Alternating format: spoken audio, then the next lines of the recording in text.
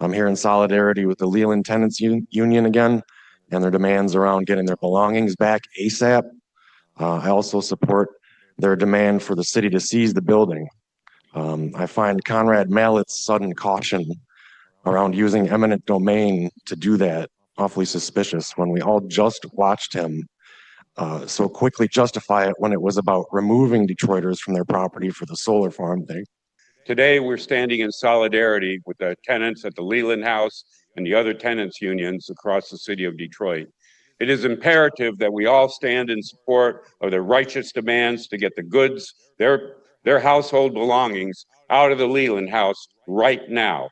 We also need to support their efforts to turn the Leland House into truly affordable housing for the residents of Detroit.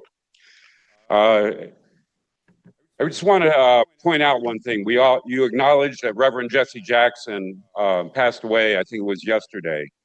I don't know if you know, I think this is before any of you were on city council. He joined us for a demonstration to stop a property tax foreclosure about 15 years ago.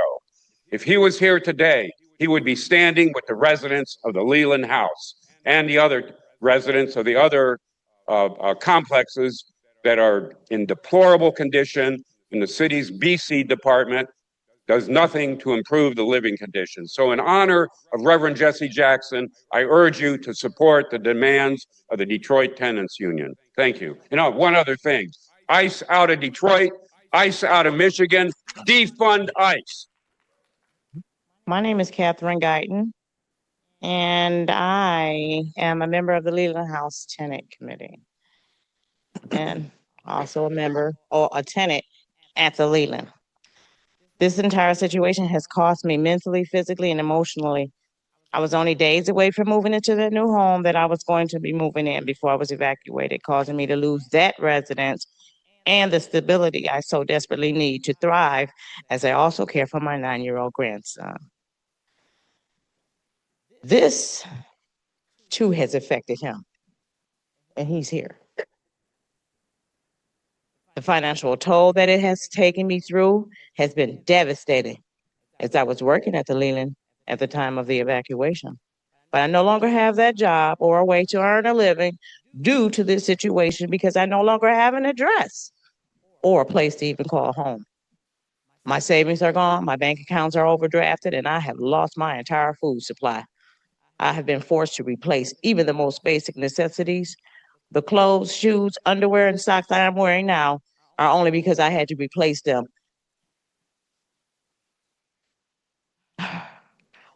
But it still isn't enough. I just want my voice to be heard. I'm hurting. But I would truly appreciate if y'all would have some kind of heart. What if it was your brother, your sister, your niece, your nephew, your grandmother? Some kind of heart.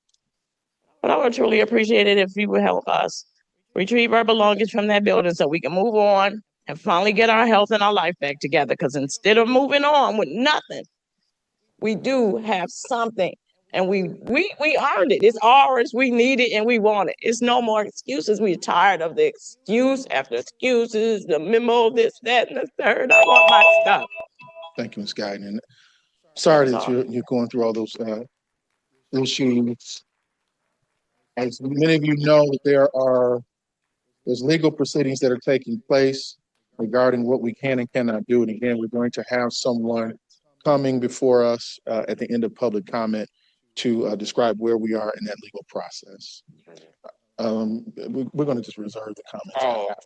Yes, sir. We're going to have everybody here. I told Mr. Washington. Yes, sir. So next speaker, Wendy Gill, followed by Denise Johnson. Dana, my apologies, Dana. Hello, my name is Wendy Gill. I lived at the Leland for 10 years. Gill, can you get a little closer to that mic? We can't hear it well back here. Hello, I'm Wendy Gill. I lived at the Leland for 10 years. I just would like to get my things back. I'm not only asking for myself, I'm asking for Charles Gibson, who has like about close to like $1 million worth of stuff, museum pieces in his place. And I feel that was, they could have planned with us and moved us out in a proper way, but instead they did a backstabbing, vicious act upon our help, on our life, our job, their jobs, and we lived there for so long, and it was just unnecessary to go that route. And I'd like for you all to set some kind of ordinance that you have to plan with the people before you kick them out. You have to give them at least a year before you kick them out. Like I said, I want my stuff. I need my stuff. All my neighbors need their things. Charles is not here, but I am speaking on the behalf of Charles Gibson and Wendy Gill. And please, as my grandmother said, don't get your ass on your shoulders. Just give us our stuff. Thank you. Thank you. The next speaker, Dana Johnson, followed by Melody Richards.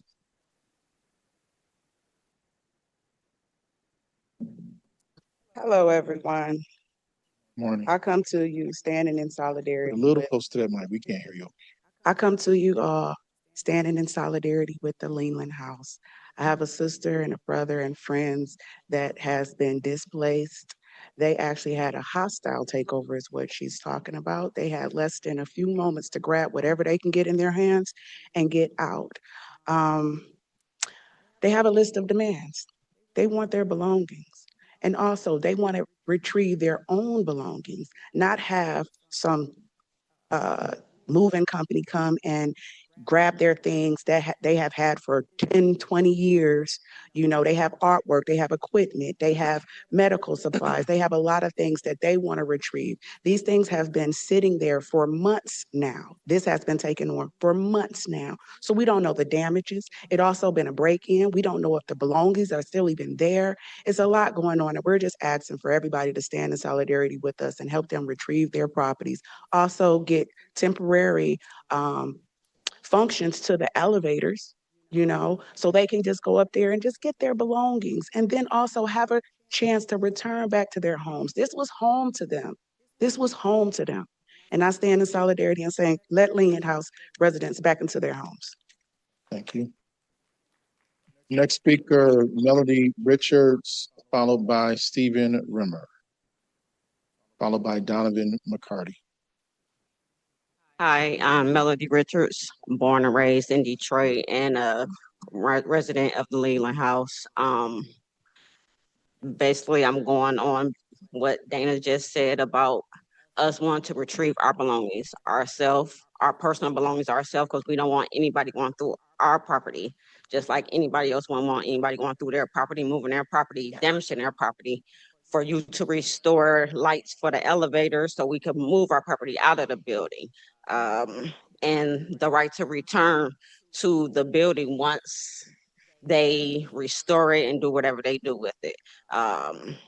We just ask that you all do something about the whole situation because it has been very stressful on every resident in the Leland. So please listen to our opinions and please do something. Thank you. Thank you. Next speaker, Stephen Rimmer, followed by Donovan McCarty.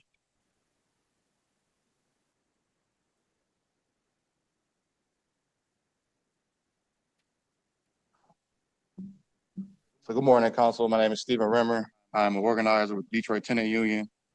At the Leland House, like you've heard, residents were displaced due to a power failure and tenants were left without protection. So this is not an accident. This is what happens when renters have no guaranteed right to remain when ownership fails. So this is why we are advancing the right to renew ordinance. It includes a right to return provision for residents going through a situation like this. It's been about 3 years we've been coming talking to y'all about this right to renew ordinance. Leland House shows that there's a structural protection that is needed. We're also here formally proposing that the city of Detroit acquire Leland building and convert it into city controlled housing. Right now, we're paying for all of these displaced residents, all of these fees, and there's no permanent resolution, anything to address the root problem. If private ownership fails, the city must stabilize it in public interest. We cannot allow another system or cycle of speculation or displacement. So I also want to talk about River Point Towers. We got our folks up there at the top row. So residents organized, they formed a union, and they have secure results. Maintenance issues addressed. They got the intercom fixed at the front door. The drainage and ventilation has started to be addressed. And this is what tenant organizing produces. It produces accountability.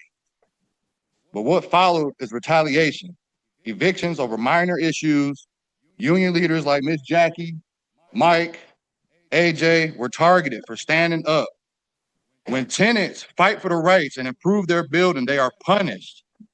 That exposes the imbalance of power in our city. And here's the truth. Tenants are already stabilizing buildings. We are enforcing habitability. We are creating accountability. The question is the city going to work with us? Thank you Or so we much. just going to keep doing it by ourselves? Thank you. The next speaker is Donovan McCarty, followed by Marcellus Bell. Good morning, Council. My name is Donovan McCarty. I'm the director of the Housing Justice Clinic at Michigan State University and one of the attorneys representing the Detroit Tenants Union and the Leland House residents. So I think I heard that somebody from the City of Detroit law office is going to be here to give us an update. I'll spoil that a little bit. The update is there's no update.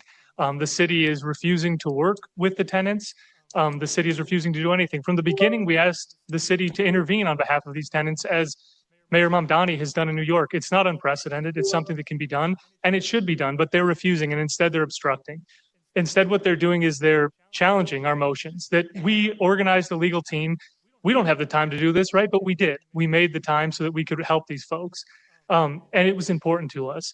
And they're doing nothing, right? They're not intervening. In fact, they're challenging everything we do, and they're obstructing every effort. They're saying these residents can't move into this, go back into this building to return their property, but they're going to allow movers. What, magical force field do movers have that these residents don't have to go and get their own belongings, to save them from an invasion of privacy, to save them from their things being damaged, stolen, whatever.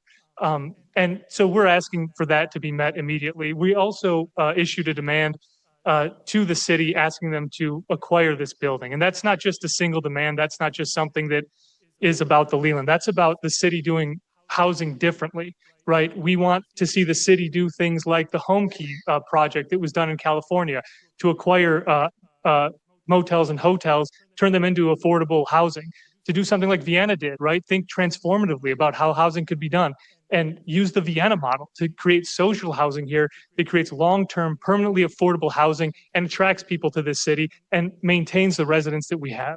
So that's really all I have to say. Thank you very much.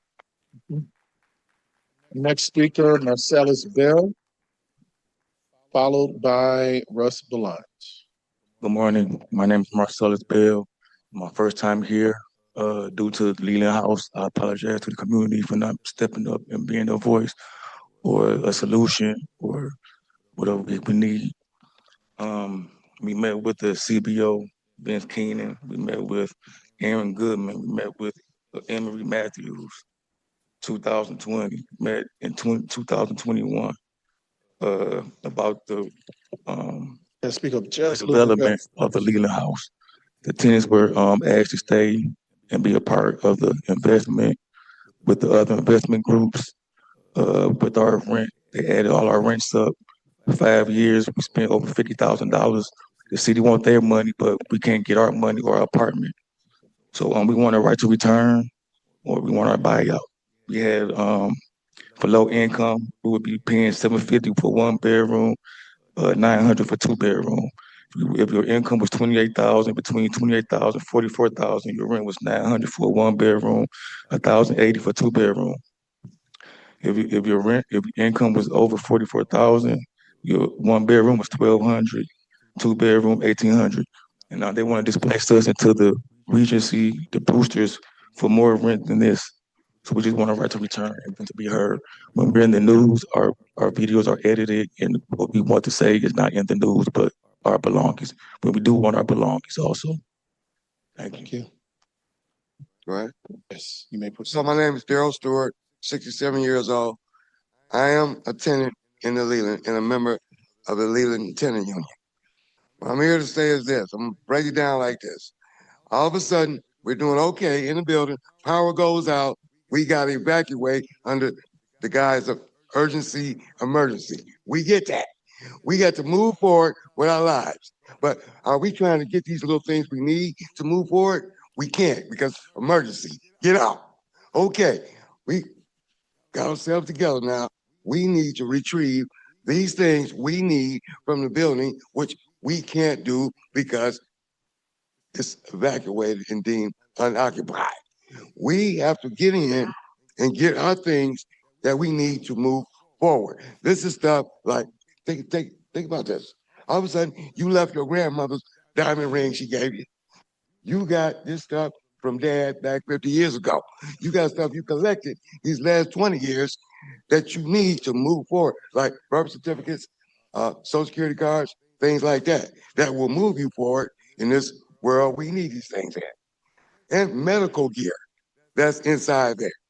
Are you trying to grab that in a state of urgency? Even some people left pets. We got them out. What we're against right now is this. We need to get in that building to retrieve our belongings so we can move forward. That's it.